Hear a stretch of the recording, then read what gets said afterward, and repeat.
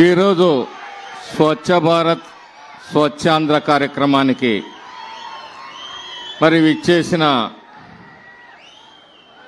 మన ప్రియతమ నాయకులు గరళాన్ని కంఠంలో పెట్టుకొని మనకి అమృతాన్ని పంచుతున్న మరి బోలా శంకరుడు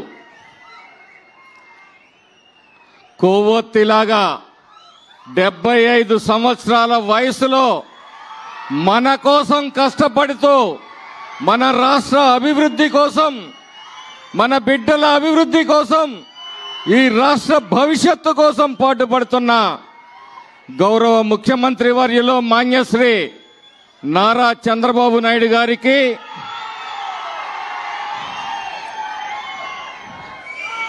చంద్రబాబు గారి ఆశీస్సులతో అమరావతి రాజధాని నిర్మాణాన్ని తన భుజస్కంధాలపై వేసుకొని మరి మోస్తున్న గౌరవ పురపాలక శాఖ మార్చులు పొంగూరు నారాయణ గారికి ఒక సోదరుడిలాగా నాకు విలువైన సూచనలు సలహాలు అందిస్తూ నన్ను నడిపిస్తున్న విద్యుత్ శాఖ మార్చులు మన ఇన్ఛార్జి మంత్రివర్యులు శ్రీ గొట్టిపాటి రవి గారికి అభివృద్ధి ధ్యేయంగా మాచర్ల అభివృద్ధికి మూల స్తంభంగా నిలుస్తూ నిరంతరం పాటుపడుతున్న మన గౌరవ పార్లమెంటు సభ్యులు లావు శ్రీకృష్ణదేవరాయలు గారికి వేదిక మీద ఉన్న కేసీపీ మేనేజర్ గారికి అలాగే బంగారు కుటుంబాలకి మరి వారికి సహకారం అందిస్తున్న దాతలకు ఇక్కడికి విచ్చేసిన మాచర్ల ప్రజలకు తెలుగుదేశం పార్టీ అభిమానులకు కార్యకర్తలకు మీడియా మిత్రులకు అందరికీ హృదయపూర్వకమైన నమస్కారాలు.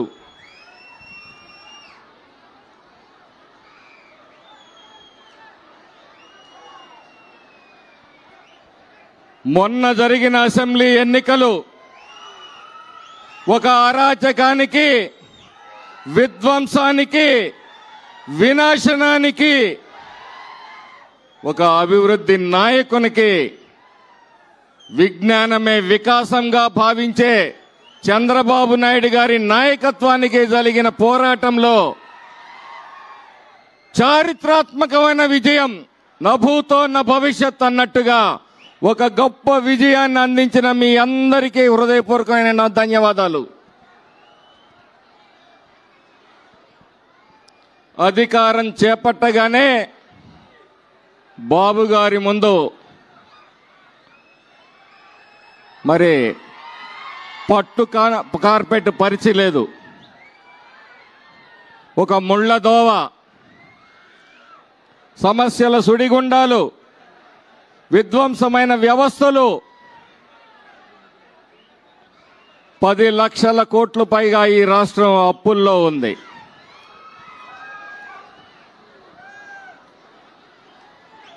మరి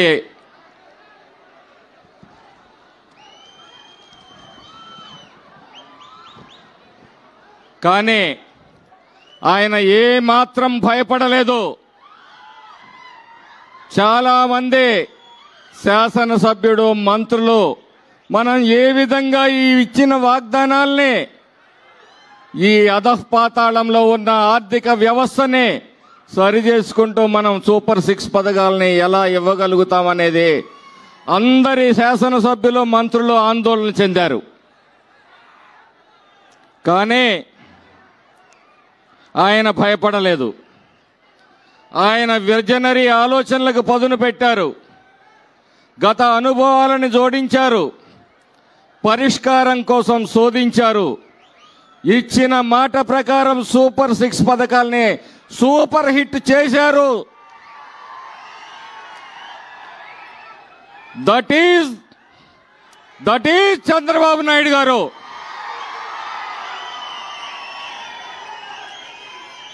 స్వచ్ఛాంధ్ర అంటే కేవలం డ్రైనేజీ చెత్త కాదు.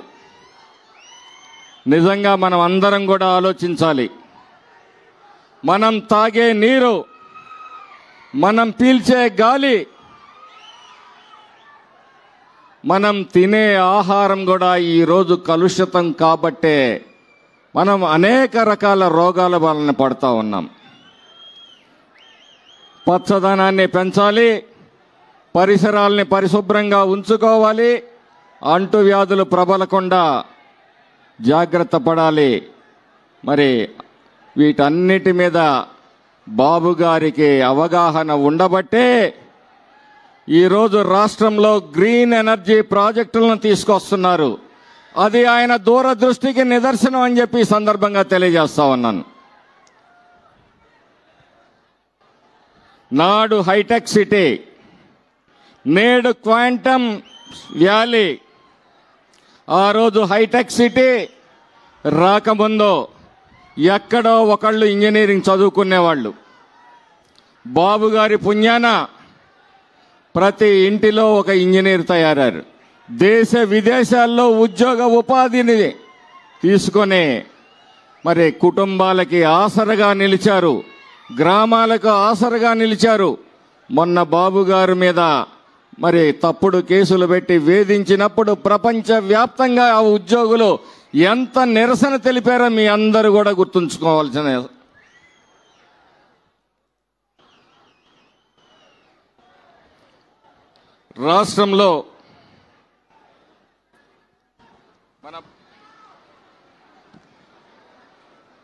రాష్ట్రంలో నిరుద్యోగ యువతకు ఉద్యోగ ఉపాధి అవకాశాలు కల్పించడానికి మరి 10 లక్షల కోట్ల రూపాయలు ఈరోజు ఈ రాష్ట్రానికి పెట్టుబడులు వచ్చాయి అంటే విధ్వంసమైన గత పరిపాలననే మర్చిపోకముందే బాబు గారి మీద, కేవలం బాబు గారి మీద నమ్మకంతో ఈ రాష్ట్రానికి 10 లక్షల కోట్ల రూపాయలు పెట్టుబడులు వచ్చాయి.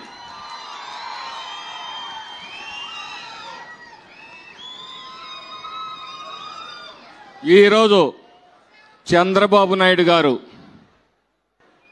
సామాజిక న్యాయం కోసం ఒక P4 కార్యక్రమాన్ని తీసుకున్నారు. సామాజిక న్యాయం చేయాలన్న బాబుగారి సత్సంకల్పానికి మరి ఆయన మనస్సు నుంచి పురుడు పోసుకున్న కార్యక్రమమే ఈ P4 కార్యక్రమం. అయితే చాలామంది ఇది సాధ్యమా అని ఎద్దేవా చేయొచ్చు.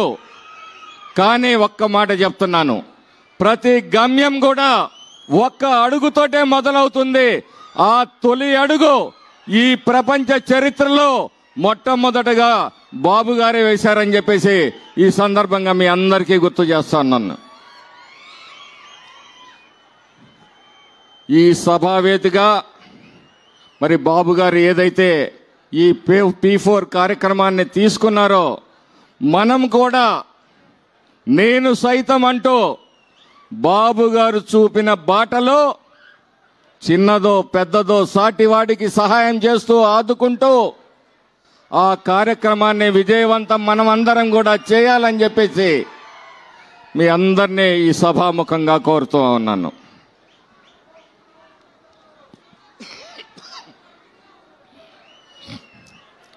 మరి ఒక పోలవరం ప్రాజెక్టుని పూర్తి చేయటమే కాదు, అక్కడి నుంచి బనకచర్లకి, రాయలసీమకి నీరు అందించాలనే ఒక బృహత్తరమైన కార్యక్రమం బాబు గారికి రైతుల పట్ల, రైతుల బాధల పట్ల ఉన్న మరి అవగాహనని తెలియజేస్తూ ఉంది. ఒక రాయలసీమ రైతు బిడ్డగా, కరువు సీమను కళ్ళారా చూసిన వ్యక్తిగా ఒక సంకల్పంతో ఆయన రాయలసీమను రతనాల సీమ చేయాలని ఎంత పట్టుదలగా మొన్న చూసామో హంద్రీ నీవా ప్రాజెక్టుని పూర్తి చేసి ఆ రైతుల కళ్ళల్లో ఆనందం చూశారు. అదే ఆనందం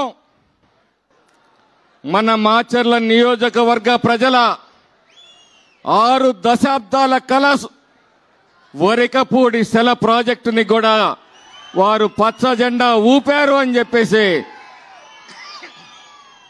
ఈ సభాముఖంగా తెలియజేస్తూ 6 దశాబ్దాల కల సార్, దానిని మీరు సాకారం చేస్తున్నందుకు మా పల్నాడు ప్రజల తరఫున మీకు మరి వినయపూర్వకంగా నమస్కారాలు చేసుకుంటున్నాను సార్.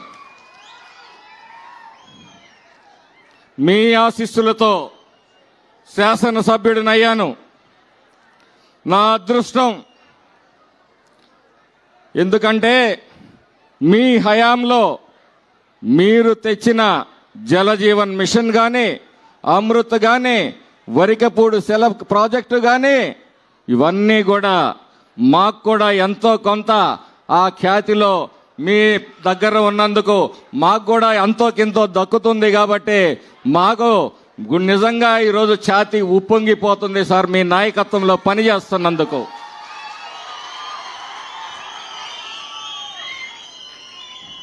డెబ్బై 78 స్వాతంత్రావనిలో ఏ రోజు గుక్కెడు నీటి కోసం ఈ రాష్ట్రంలో ప్రజలు, ఈ ప్రాంతంలో ప్రజలు అల్లల్లాడిపోతుండేవాళ్ళు.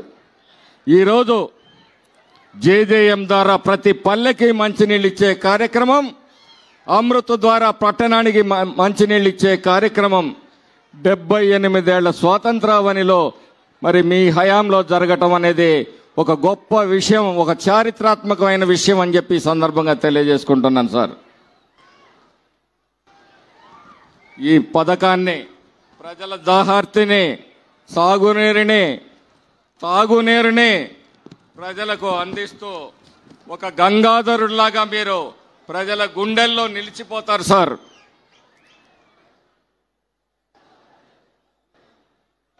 మన సీఎం గారు రైతాంగం కోసం పూడికతో నిండిన పంట కాలువలను, పొలం బాటలను బాగు చేశారు. గుంతలు పడిన రోడ్లను పూడ్చారు.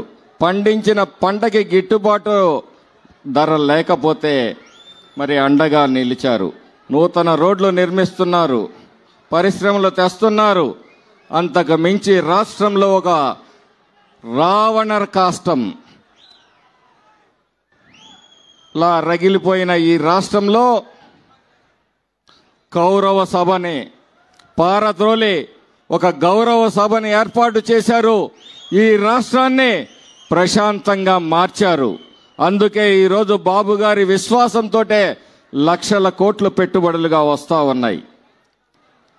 ఇదిలా ఉంటే మరొక వైపు ఓటమి బాధని భరించలేక, జీర్ణించుకోలేక కొంతమంది ఈ రాష్ట్రంలో కులాల మధ్య, మతాల మధ్య, ప్రాంతాల మధ్య చిచ్చు పెట్టాలి, ఎక్కడ ఏ అవకాశం వస్తుందా ప్రజల్ని రెచ్చగొట్టాలి అనే ఒక ఆలోచనతో పనిచేస్తున్న వాళ్ళందరినీ కూడా సమాజం గమనించాల్సిందిగా ఈ సందర్భంగా మీ అందరినీ కోరుతా ఉన్నాను.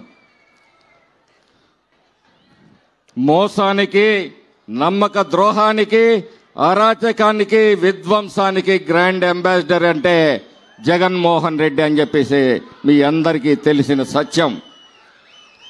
వాళ్ళ కేడర్లో మీటింగులు పెట్టి చంద్రబాబు నాయుడు గారిని ఏదో విధంగా ప్రశ్నించండి అంటున్నాడు. ఏమని ప్రశ్నించాలి? గుంటలతో ధ్వంసమైన రోడ్లని బూడ్చినందుకు ఎందుకు బూడ్చారా, గుంటలను ఎందుకు బూడ్చారా అని ప్రశ్నించాలా? కొత్త రోడ్లు ఎందుకు వేస్తున్నారని ప్రశ్నించాలా? పంట కాలువలు ఎందుకు బాగు చేశారని ప్రశ్నించాలా? ప్రజలకు తాగునీరు ఎందుకు ఇస్తున్నావని ప్రశ్నించాలా? సాగునీరు ఎందుకు ఇస్తున్నారని ప్రశ్నించాలా? గంజాయి డ్రగ్స్ని ఎందుకు మరి కంట్రోల్ చేశారని ప్రశ్నించాలా? యువత భవిష్యత్తుకు బాటలు వేస్తున్నది ఉద్యోగ కల్పనకు కార్యక్రమాలకు ఎందుకు చేస్తున్నారని ప్రశ్నించాలా? కరెంటు ఛార్జీలు పెంచనందుకు ప్రశ్నించాలా? ఇలా ప్రశ్నిస్తూ పోతే మరి సామాజిక పెన్షన్లను 3,000 నుంచి 4,000 ఇచ్చినందుకు ప్రశ్నిస్తారా? దీపం పథకం ద్వారా ఉచిత గ్యాస్ సిలిండర్లు ఇస్తున్నందుకు ప్రశ్నిస్తారా? తల్లికి వందనం ద్వారా అందరి పిల్లలకి కుటుంబ పెద్ద తానై మరి అందరి పిల్లలకి చదివిస్తున్నందుకు ప్రశ్నిస్తారా? మహిళలకు ఉచిత బస్సులు బస్సు ప్రయాణాన్ని కల్పిస్తున్నందుకు ప్రశ్నిస్తారా? అన్నదాతలకు నువ్వు 12,000 ఇస్తే 20,000 ఇచ్చి ఆదుకుంటున్నందుకు ప్రశ్నిస్తారా? ఏమని ప్రశ్నిస్తారు? కాబట్టి సోదరులారా, మీ అందరూ కూడా వైసీపీ నాయకుల్ని మాట్లాడినప్పుడు సమాధానంగా ఇవన్నీ కూడా అడగాల్సిన బాధ్యత మీ మీద ఉంది. వాళ్ళ మాటలకు దీటైన సమాధానం చెప్పాల్సిన బాధ్యత మీ మీద ఉంది. ముఖ్యంగా చివరగా సార్, మాచర్ల నియోజకవర్గం ఒక వెంటిలేటర్ కేసు సార్. ఈ రాష్ట్రం ఏ విధంగా వెంటిలేటర్ మీద జగన్మోహన్ రెడ్డి పరిపాలనలో ఉందో అంతకు మించి మాచర్ల నియోజకవర్గం గత పాలకుల విధ్వంసానికి, దోపిడీకి గురైంది సార్. ఈ ప్రాంతాన్ని మీరు ఎన్నికల ముందు చేసిన వాగ్దానాన్ని అనుసరించి ఈ ప్రాంతాన్ని అభివృద్ధి దిశగా నడిపిస్తున్నారు. మరింత సహాయ సహకారాలు అందించి వెనుకబడ్డ మాచర్ల నియోజకవర్గాన్ని మీరు ఆదుకోవాలని చెప్పేసి మరి సభాపూర్వకంగా విజ్ఞప్తి చేస్తూ, ఇంకొక విషయం, ఒక ఆసుపత్రి 100 బెడెడ్ హాస్పిటల్ ఇక్కడ అవసరం సార్. అంత పబ్లిక్గా మిమ్మల్ని అడగటం కొంచెం బాధాకరమే అయినప్పటికీ ప్రజల ప్రాణాలు 150 కిలోమీటర్లు పోయేటప్పటికి పోతున్నాయి కాబట్టి దాన్ని కొంచెం సీరియస్గా ఆలోచించమని చెప్పేసి ప్రజల తరఫున మీరు కోరుకుంటూ, ఈ అవకాశం ఇచ్చిన అందరికీ ధన్యవాదాలు తెలియజేసుకుంటూ